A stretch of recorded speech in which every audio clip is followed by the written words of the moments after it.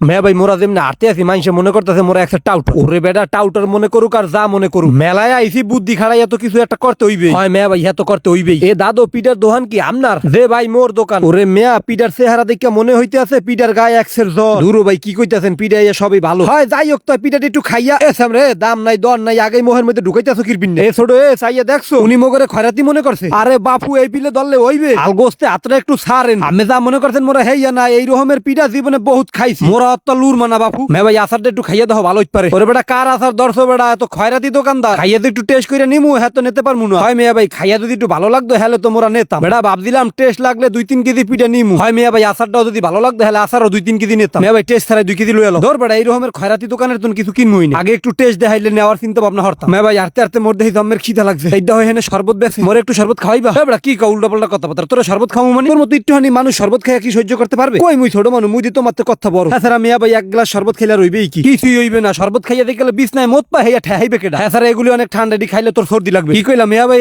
তুমি জীবনে কোনোদিন হন তো যে শরবত খেলে ব্যাঙ্গের আবার সর্দি জ্বর হয়? ওরে বেটা বুঝতে পারছি তুই কোলা ব্যাঙ্গের লিডার। হ্যাঁ স্যার এই হইলো বানা হইলো তোর মেডিসিন দিয়া। এলোমা খাওয়ার দরকার নাই, ল বাড়ির দিকে ল। ওরে মেয়া ভাই মুই না খাইয়া যামু না। এই কত সুন্দর হলদির পানি দিয়ে গুলাইছে, এর মধ্যে আবার পুটি মাছের ছাও দূরইতে আছে। এর এক গ্লাস না খাইয়া বাড়ি কোনো পিলে যাওয়া যাবে না। এই রকমের শরবত তোমার হরবইতেও খাওয়ায় নাই, বুধা মাত্র এক গ্লাস খামু মেয়া ভাই। ওরে বাপু কেরতুল জুয়াইছ না, ইয়া খাইয়া তুই সহ্য করতে পারবি না।